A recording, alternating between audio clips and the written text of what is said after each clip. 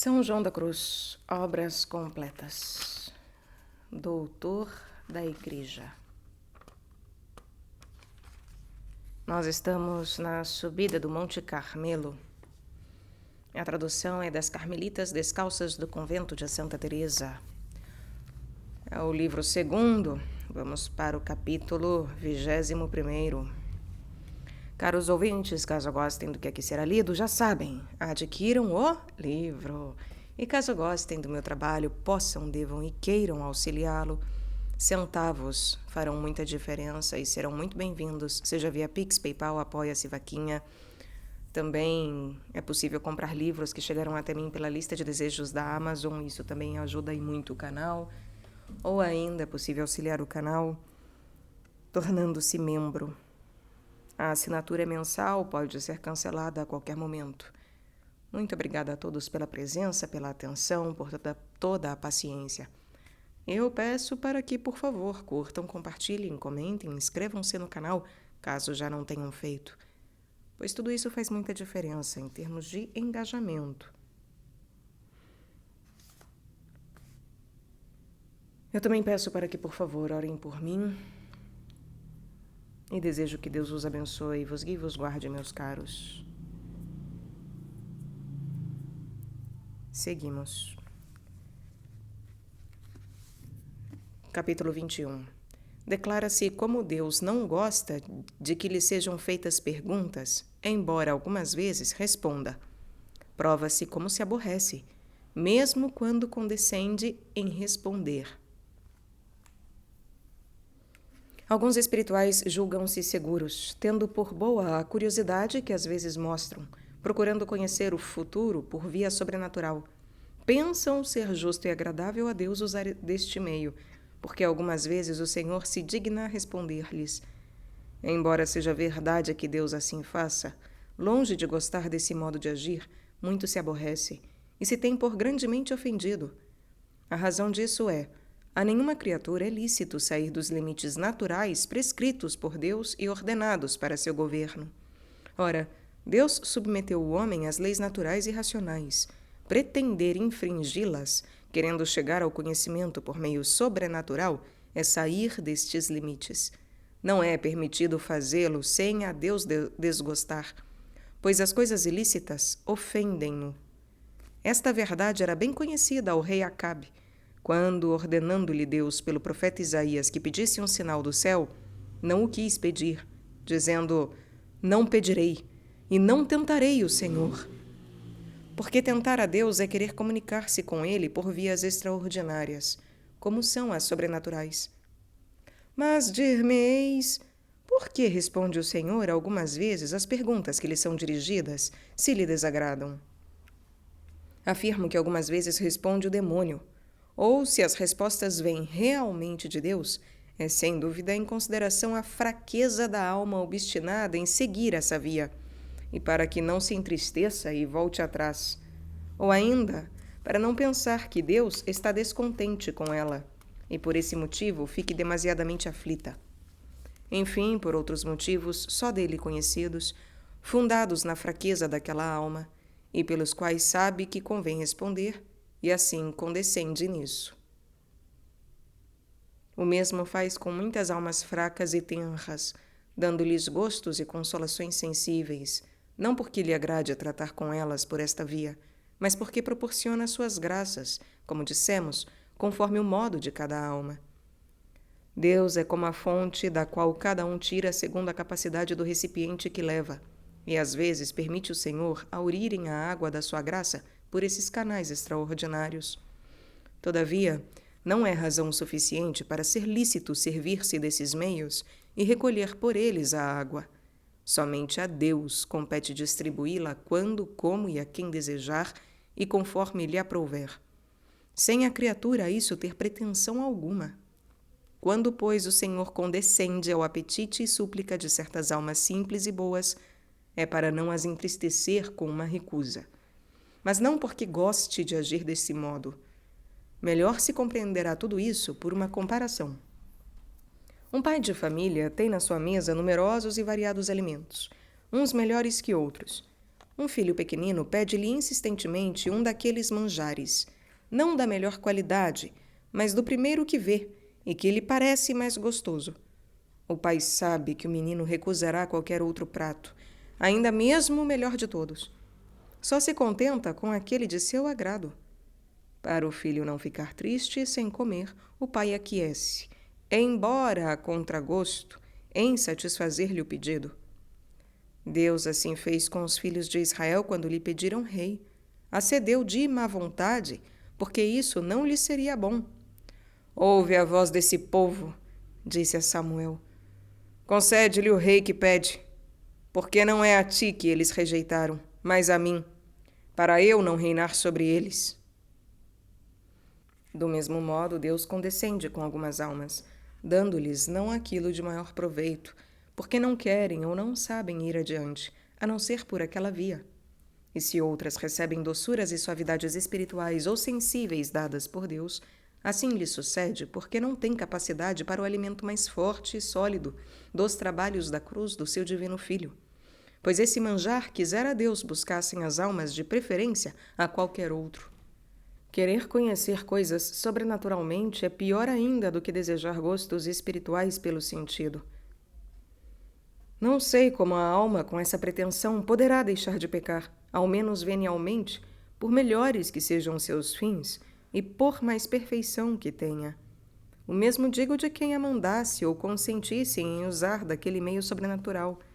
Não há motivo algum para recorrer a tais meios extraordinários. Temos a nossa razão natural, a lei e a doutrina evangélica, pelas quais muito eficientemente, muito suficientemente, nos podemos reger. Não existe dificuldade ou necessidade que não se possa resolver ou remediar por esses meios comuns, mais agradáveis a Deus e proveitosos às almas. Tão grande é a importância de nos servirmos da razão e doutrina evangélica que, mesmo no caso de recebermos algo por via sobrenatural, queiramos ou não, só devemos admiti-lo quando é conforme à razão e aos ensinamentos do Evangelho. Ainda assim, é preciso recebê-lo não por ser revelação, mas por ser segundo a razão, deixando de lado todo o seu aspecto sobrenatural. Mais ainda, convém considerar e examinar aquela razão com atenção maior do que se não houvesse revelação particular, pois muitas vezes o demônio diz coisas verdadeiras e futuras, muito razoáveis, para enganar as almas. Em todas as nossas aflições, tribulações e dificuldades, não existe para nós outro apoio maior e mais seguro do que a oração e a esperança de que o Senhor proverá a tudo pelos meios que lhe aprouver. Esse conselho, aliás, nos é dado na Sagrada Escritura. Quando o rei Josafá, muito aflito e cercado de inimigos, pondo-se em oração, exclamou: na falta de meios e não chegando a razão a prover as nossas necessidades, só nos resta olhar para ti, a fim de que nos provejas segundo o teu beneplácito. Já está bem provado o quanto desagradam a Deus as perguntas por via sobrenatural, embora às vezes responda. No entanto, será bom trazer aqui o testemunho da Sagrada Escritura. O primeiro livro de Samuel narra que o rei Saul, desejando ouvir o profeta Samuel, então já morto, este apareceu-lhe. Mas o Senhor se irritou com tal desejo, segundo a repreensão feita ao rei pelo mesmo profeta, por ter usado daquele meio extraordinário.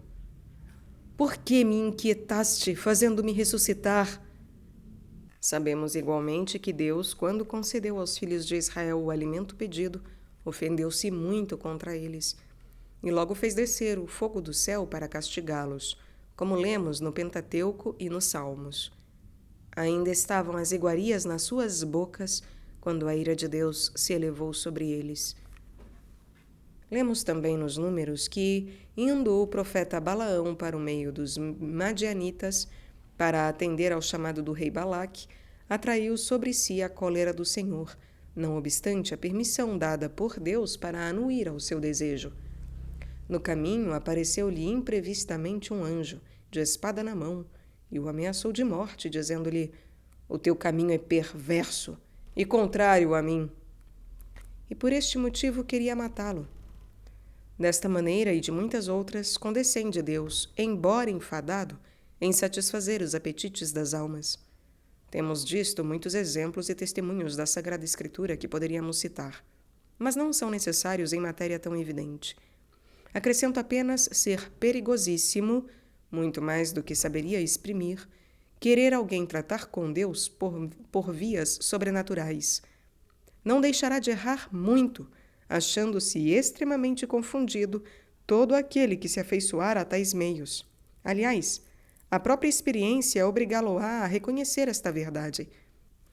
Além da dificuldade para não cair em erro, nessas palavras e visões de Deus há ordinariamente, entre as verdadeiras, muitas do demônio. Costuma o espírito maligno disfarçar-se sob o mesmo aspecto em que Deus se manifesta à alma, misturando coisas muito verossímeis às comunicadas pelo Senhor. Deste modo vai o inimigo se metendo qual lobo entre o rebanho, disfarçado em pele de ovelha, e dificilmente se deixa perceber. Como diz palavras muito verdadeiras, conforme a razão e certas, quando se realizam, nelas é fácil enganar-se a alma, atribuindo-as a Deus, somente porque os fatos demonstraram a sua veracidade. Muitos não sabem quanto é difícil, a quem é grandemente dotado de luz natural, conhecer os sucessos passados ou futuros em suas causas. Ora, o demônio possui esta luz natural num grau muito elevado. Pode, portanto, muito facilmente conhecer tal efeito produzido por tal causa, embora as suas previsões nem sempre se realizem, porque todas as causas dependem da vontade de Deus. Citemos alguns exemplos. O demônio conhece a disposição da atmosfera e as influências do Sol. Prevê que, em tal época, necessariamente, a combinação dos elementos trará a peste em certo país, e que esse flagelo provocará maiores danos em algumas regiões e menores em outras. Eis aqui conhecida a peste em sua causa. Será para admirar se disser a uma alma, daqui a 6 meses ou a 1 ano haverá peste? Efetivamente, assim acontecerá. Mas, apesar de verdadeira a profecia, não deixará de ser do demônio. Do mesmo modo, pode ele conhecer e pronunciar algum terremoto, por ver os vapores encherem as entranhas da terra. No entanto, trata-se apenas de conhecimento puramente natural. Para isto, basta ter o ânimo livre de paixões, como diz Boécio por essas palavras. Se queres com clareza natural conhecer as verdades, lança de ti o gozo e o temor, a esperança e a dor. Certos casos e acontecimentos sobrenaturais podem ser igualmente previstos segundo suas causas, isto é, pelos justos e certos motivos com que a providência divina atende às causas boas ou más dos filhos dos homens. Por exemplo, é possível saber, por uma simples dedução, que o estado de tal ou tal pessoa, tal ou tal cidade, chega a tal ou tal necessidade ou a tal ou tal ponto, que Deus, segundo sua providência e justiça, intervirá, infligindo um castigo ou oferecendo uma recompensa. Então poder-se-á dizer que, em tal época, Deus fará isto ou aquilo, ou certamente tais acontecimentos se hão de realizar.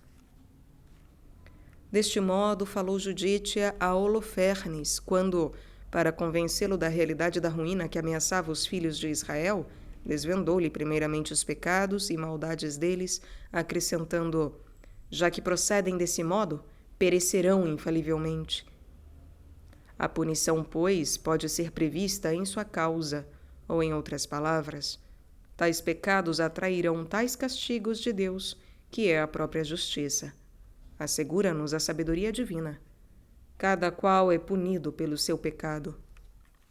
O demônio conhece essas coisas não somente por sua inteligência natural, mas pela sua experiência da ação do Senhor em semelhante circunstância. Pode, pois, predizê-las e acertar. Também o santo Tobias previu o castigo de Nínive em sua causa e advertiu seus filhos nestes termos: ouve, filho, na hora em que eu e tua mãe morrermos, sai desta cidade, porque já não existirá mais. Vejo claramente que sua iniquidade há de ser a causa de seu castigo e da sua completa ruína. Tobias conheceu a destruição de Nínive por revelação do Espírito Divino, e, não obstante, ele e o demônio poderiam igualmente prevê-la. não só por causa da depravação da cidade, como pela experiência do castigo de Deus sobre os pecados do mundo, quando o destruiu pelo dilúvio, ou quando puniu os crimes dos sodomitas com o fogo. Pode ainda o demônio conhecer a fraqueza e as disposições corporais de um indivíduo, anunciando assim com antecedência a duração ou a brevidade da sua vida. Fatos desse gênero são numerosos e, ao mesmo tempo, tão complicados e de tal modo cheios de sutilezas e insinuações mentirosas que deles não nos podemos esquivar senão fugindo de todas as revelações, visões e palavras sobrenaturais. É este o motivo de Deus se desgostar contra os que as admitem, porque para estes é temeridade, presunção e curiosidade expor-se ao perigo que daí resulta. É deixar crescer o orgulho, raiz e fundamento de vanglória, desprezo das coisas divinas e princípio de numerosos males em que caíram muitas almas.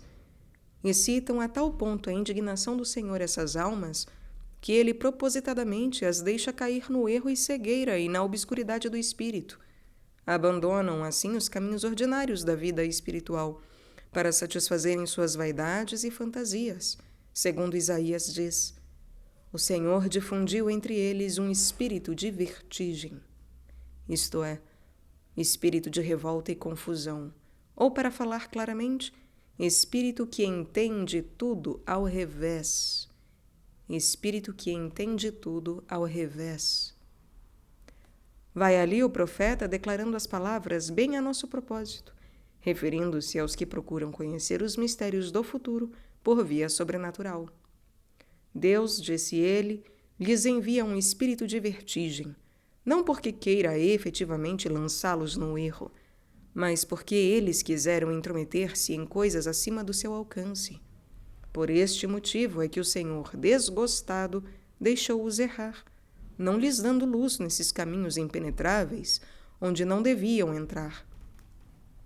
E assim, diz Isaías, Deus enviou-lhes aquele espírito privativamente, isto é, daquele dano tornou-se Deus a causa privativa que consiste em tirar tão deveras sua luz e graça que necessariamente as almas venham a cair no erro. O Senhor, deste modo, concede ao demônio permissão para enganar e cegar grande número de pessoas, merecedoras desse castigo por seus pecados e atrevimentos. Fortalecido por esse poder, o inimigo leva a melhor. Essas almas assim o aceitam como bom espírito e dão crença às sugestões dele com tanta convicção que, ao ser-lhes apresentada mais tarde a verdade, já não é possível desiludi-las, pois já as dominou, por permissão divina, aquele espírito de entender tudo ao revés. Assim aconteceu aos profetas do rei Acabe. Deus abandonou-os ao espírito de mentira, dando licença ao demônio para enganá-los, dizendo: tu enganarás e prevalecerás. Vai e faze-o assim. Efetivamente, foi muito poderosa a ação diabólica sobre o rei e os profetas que recusaram dar crédito à predição de Miqueias, anunciando-lhes a verdade muito ao contrário do que os outros a haviam profetizado. Deus deixou-os cair na cegueira por causa da presunção e do apetite com que desejariam receber uma resposta em harmonia com as suas inclinações. Só isto era disposição e meio certíssimo para precipitá-los propositadamente na cegueira e na ilusão. O mesmo profetizou Ezequiel em nome de Deus, contra aquele que ousou querer conhecer por via sobrenatural e satisfazer a vaidade e a curiosidade do espírito, dizendo: se vier buscar a algum profeta para saber por ele a minha resposta, eu, o Senhor, lhe responderei por mim mesmo, e porei o meu rosto irritado contra tal homem. E quando algum profeta errar na sua resposta, eu, o Senhor, sou o que enganei esse profeta. Esta passagem deve ser tomada no sentido de que ele não apoiará o profeta com o seu favor para não ser enganado, isto é, ele próprio, o Senhor, responderá, mas responderá em sua cólera. Ora, Da recusa da graça e proteção divina, resulta para o homem necessariamente o ser enganado, por causa do abandono de Deus. Então o demônio se apressa em responder segundo o apetite e o gosto desse homem que, comprazendo-se voluntariamente nestas respostas e comunicações, muito se deixa enganar. Parecemos ter saído do assunto prometido no título deste capítulo, provar como Deus se queixa algumas vezes das almas que lhe pedem revelações, embora responda. Mas se refletirmos atentamente, veremos como toda a exposição vem apoiar o nosso propósito.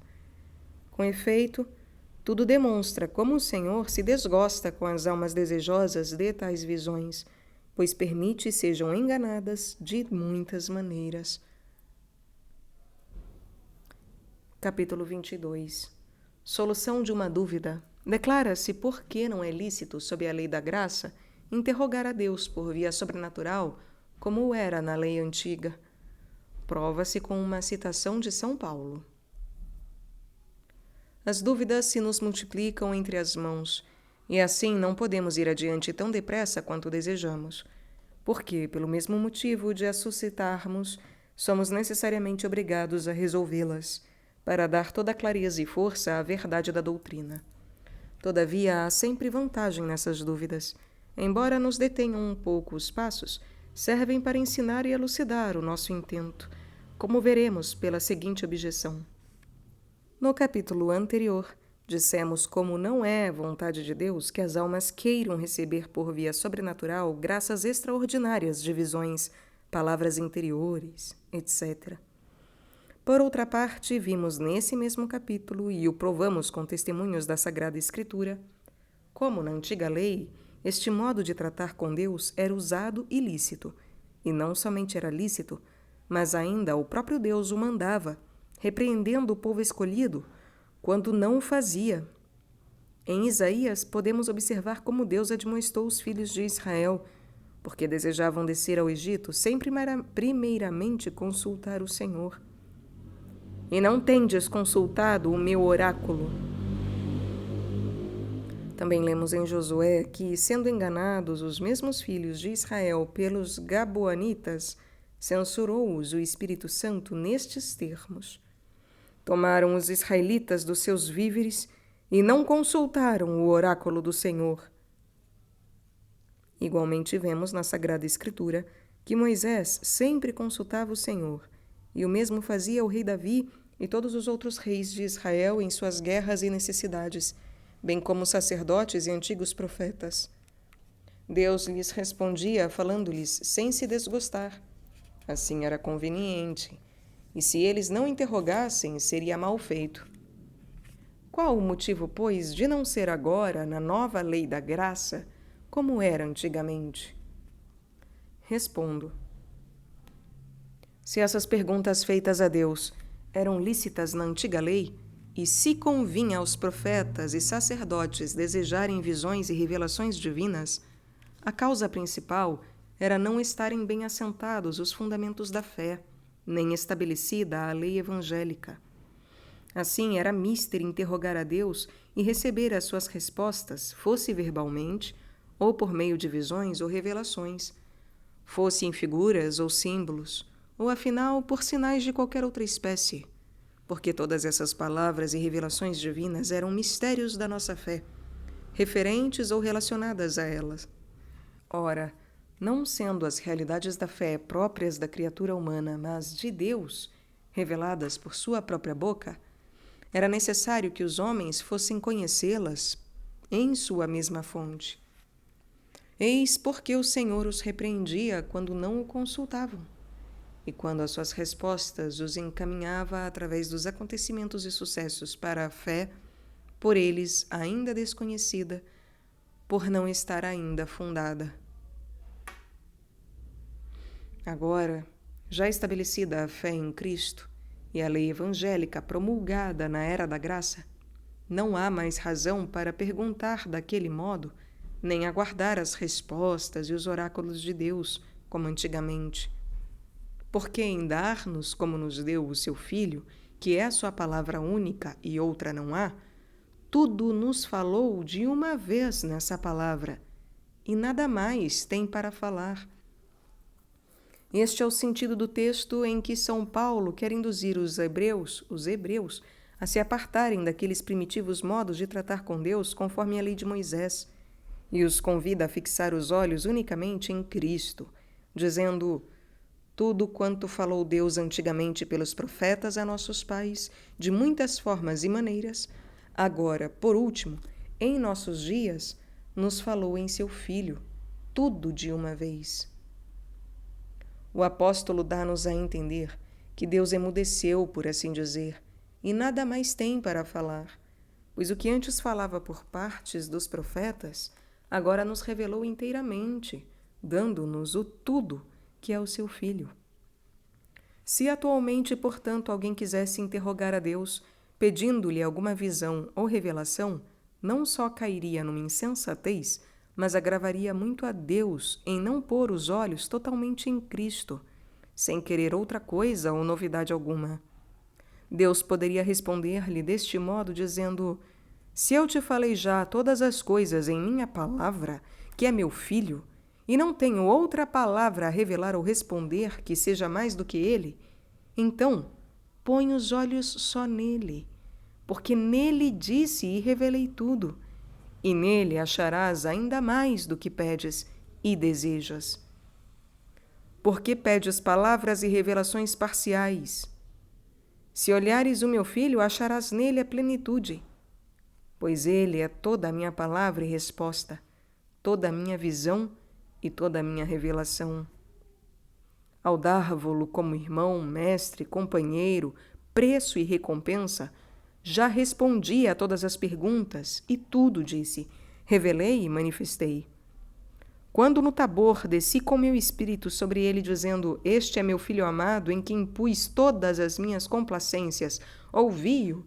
Desde então, aboli todas as antigas maneiras de ensinamentos e respostas, entregando tudo nas suas mãos.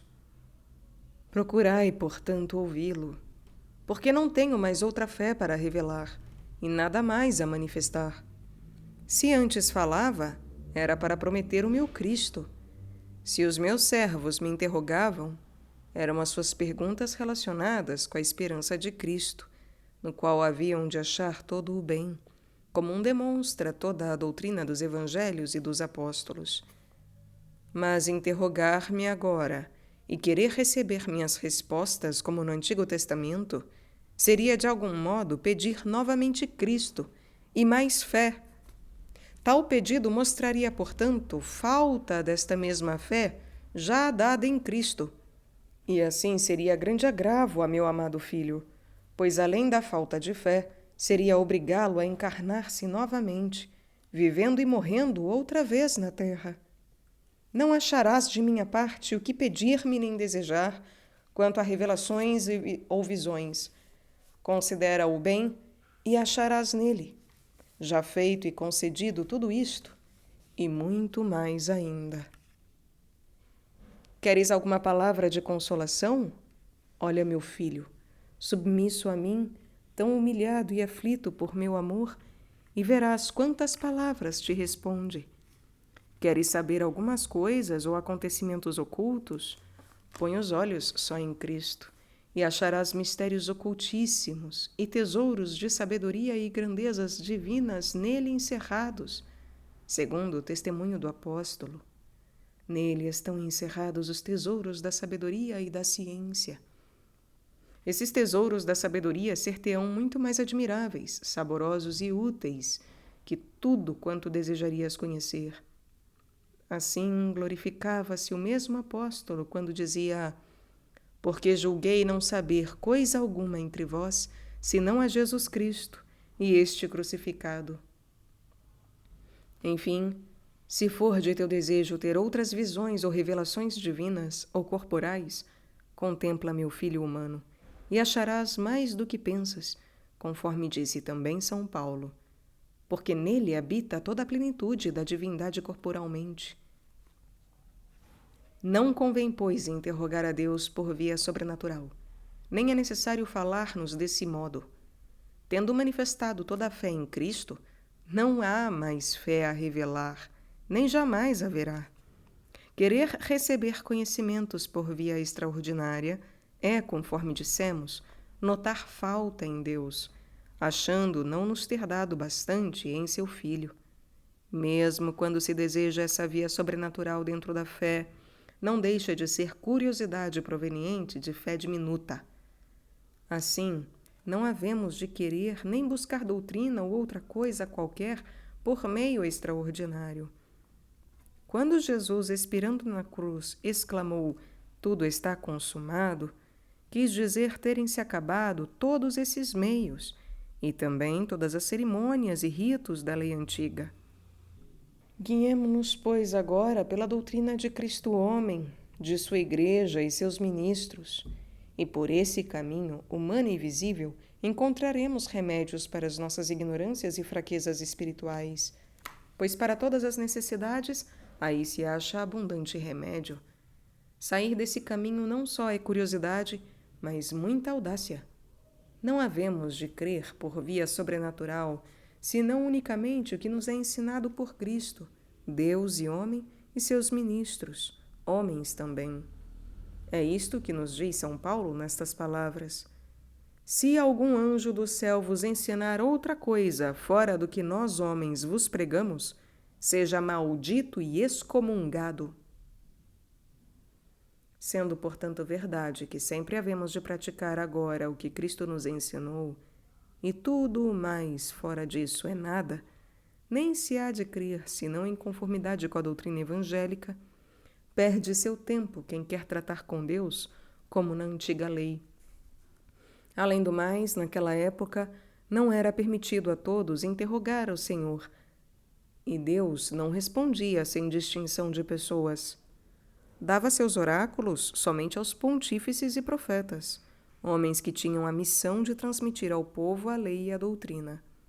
Quem desejasse consultar a Deus, fazia-o por intermédio do profeta e do sacerdote, e não por si mesmo.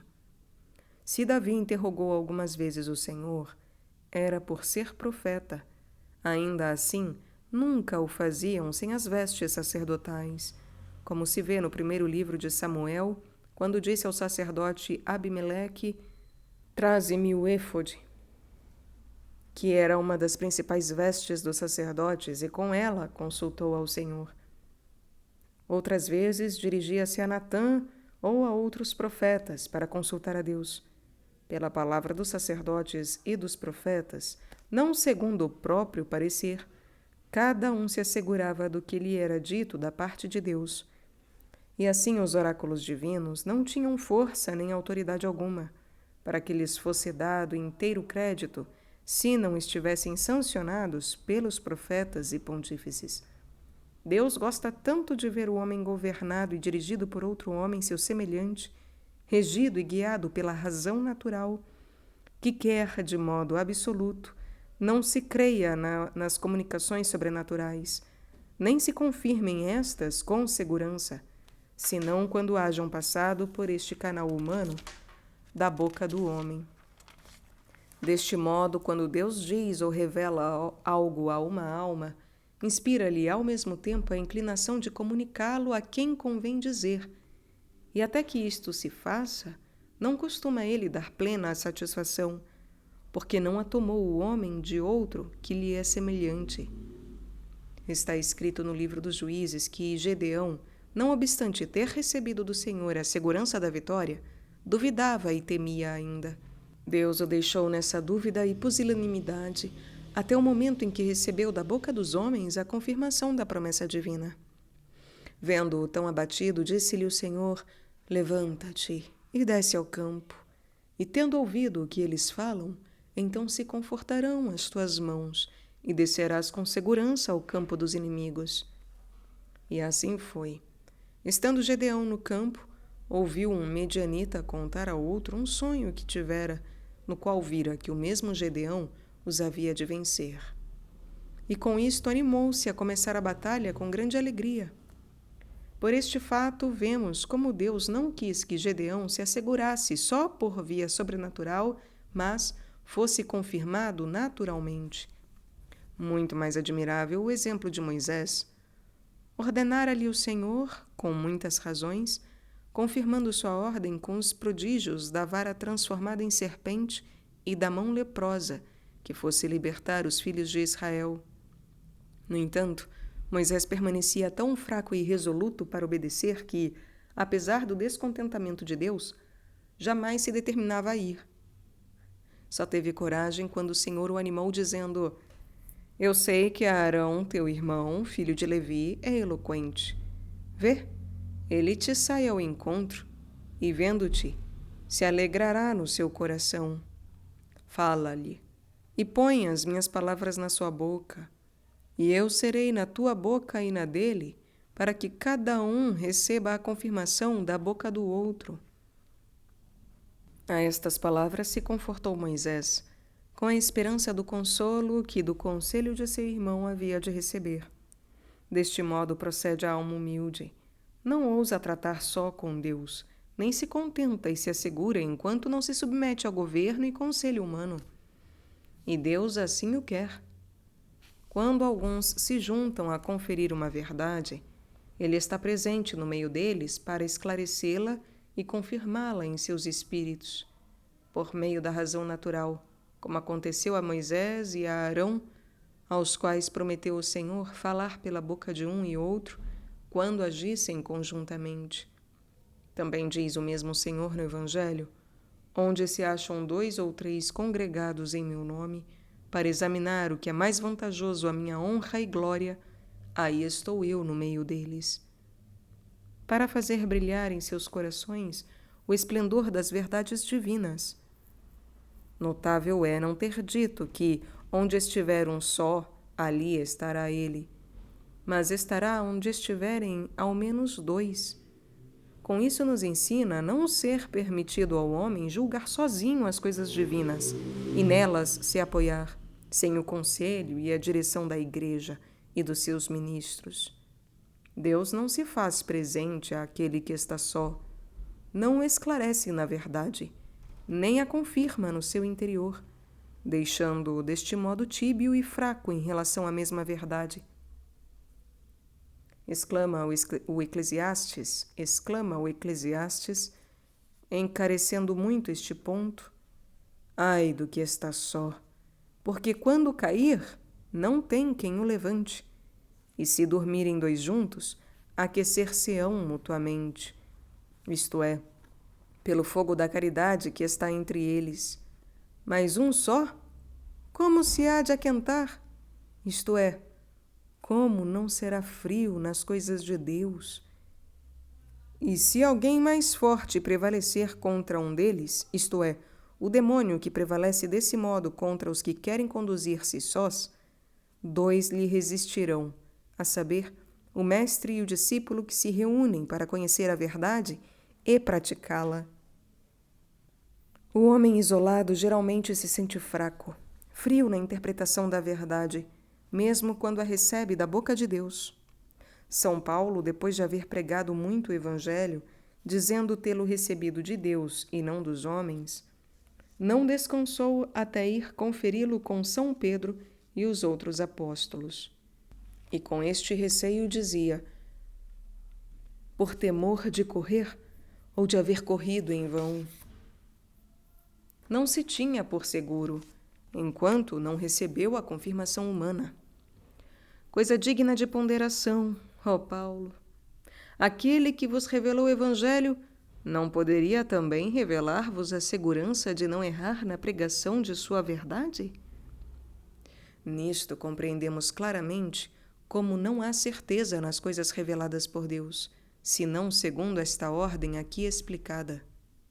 Porque, embora a pessoa que recebe a comunicação divina esteja convicta, como estava São Paulo a respeito do Evangelho que começara a pregar, pode errar no conhecimento da revelação a seu respeito. Porque o Senhor, por dizer uma coisa, nem sempre diz a outra, e muitas vezes não indica o modo de executar o declarado na revelação. Ordinariamente, tudo o que se pode fazer por indústria ou conselho humano, Deus não o faz, nem o diz por si mesmo, ainda tratando muito frequentemente e com muita intimidade com alguma alma. ordinariamente, tudo que se pode fazer por indústria ou conselho humano, Deus não o faz nem o diz por si mesmo, ainda tratando muito frequentemente e com muita intimidade com alguma alma. Como já dissemos, muito bem sabia disso São Paulo, quando foi conferir o seu evangelho, mesmo estando convencido de que o recebera por revelação divina. Eis ainda outra clara prova tirada do Êxodo. Deus, embora tivesse relações tão íntimas com Moisés, nunca lhe havia dado o conselho tão salutar que lhe deu Jetro, seu sogro, induzindo-o a escolher outros juízes para ajudá-lo nos seus afazeres, para o povo não ficar esperando da manhã à noite. Deus aprovou esta sábia medida, que não quisera aconselhar diretamente a Moisés, porque era conselho ao alcance do raciocínio e juízo humano. Do mesmo modo, tudo o que nas visões e palavras interiores pode ser resolvido por meio humano, não o costuma Deus revelar. Sua intenção é que os homens recorram a esse meio, a não ser nas coisas da fé, superiores a todo juízo e a toda inteligência criada, sem, todavia, lhes serem contrárias. Ninguém imagine que, pelo fato de tratar familiarmente com Deus e os seus santos, há de saber, por modo sobrenatural, os seus próprios defeitos, podendo conhecê-los por outra via. Não existe motivo para ter segurança em agir assim. Com efeito, lemos nos Atos dos Apóstolos que São Pedro, chefe da Igreja, instruído diretamente pelo Senhor, errou mantendo entre os gentios o uso de certa cerimônia judaica. Todavia, aguardava Deus o silêncio a tal ponto que São Paulo foi obrigado a censurar São Pedro, como ele próprio afirma. Mas quando vi que não andavam direito segundo a verdade do Evangelho, disse a Pedro diante de todos: se tu, sendo judeu, vives como os gentios e não como os judeus, por que obrigas tu os gentios a judaizar? E o Senhor não advertia diretamente a São Pedro da sua falta, porque aquela simulação era coisa que podia saber por via ordinária e racional. Ver-se-á no dia do juízo o Senhor castigar faltas e pecados de almas honradas na terra, com suas relações íntimas e favorecidas, com muitos dons e luzes, porque, demasiadamente confiantes naquele trato familiar com Deus, descuidaram-se de muitas coisas que sabiam dever fazer. E como disse Cristo no Evangelho, cheias de espanto exclamarão: Senhor, Senhor, não é assim que profetizamos em teu nome? E em teu nome expelimos os demônios? E em teu nome obramos muitos prodígios? E o Senhor lhes responderá: pois eu nunca vos conheci. Apartai-vos de mim, os que obrais a iniquidade. Nesse número estão o profeta Balaão e outros semelhantes, que, embora lhes tivesse Deus falado e concedido graças, eram pecadores. Repreenderá também o Senhor de modo relativo aos seus escolhidos e amigos, com os quais na terra se comunicou muito familiarmente, censurando então as faltas e descuidos que hajam tido. Porque nessas faltas não era mister serem admoestados diretamente pelo Senhor, visto como pela lei e razão naturais ele já os advertia. Terminando este assunto, chegamos à seguinte conclusão: a alma deve confiar logo a seu diretor espiritual com clareza, exatidão, verdade e simplicidade todas as graças sobrenaturais recebidas. Parecerá talvez inútil dar conta disso ou gastar tempo em falar nessas coisas, pois, como dissemos, basta rejeitá-las, não fazendo caso delas, nem as querendo, para ficar a alma segura, mormente em se tratando de visões, revelações ou outras comunicações sobrenaturais que ou são distintas ou pouco importa não o serem. No entanto, é muito necessário dizer tudo, embora a alma pareça que não, por 3 razões. Primeira, como já dissemos, A força, a luz, segurança e efeito principal dos dons divinos não se confirmam plenamente na alma, senão quando dá conta deles a quem Deus estabeleceu como juiz espiritual dela. Cumpre a este ligar ou desligar-lhe a consciência, aprovar ou desaprovar as suas disposições. Os exemplos da Sagrada Escritura acima referidos no-lo demonstram evidentemente. Todos os dias ainda provamos por experiência, vendo como as almas humildes, favorecidas com tais dons, depois de terem falado com quem devem, sentem aumento de satisfação, força, luz e segurança. Em algumas, chega a tanto esse efeito que lhes parece não haver recebido as graças, nem se asseguram até falarem com o diretor, e então é como se novamente recebessem tudo. Segunda razão, ordinariamente a alma sente necessidade de ser esclarecida sobre o que nela se passa, para ser encaminhada por aquela via à desnudez e pobreza espiritual, que é a noite escura. Porque se esta doutrina lhe vai faltando, embora não deseje essas graças extraordinárias, sem o perceber, irá se embotando nas vias espirituais, amoldando-se ao sentido, pelo qual, em parte, recebe aquelas apreensões distintas. E terceira razão, é conveniente dar parte de todas as comunicações sobrenaturais, mesmo que a alma não faça caso dela, e as tenha em nenhuma conta, a fim de manter-se na humildade, submissão e mortificação. Certas almas têm extrema repugnância em dizer essas coisas, por lhes parecerem pouco importantes, e não saberem como as acolherá a pessoa com quem devem falar. É sinal de pouca humildade, e por isto mesmo hão de sujeitar-se a fazê-lo. Outras sentem muita confusão em as dizer, pelo receio de parecerem receber favores semelhantes aos dos santos, além de várias repugnâncias que costumam sentir.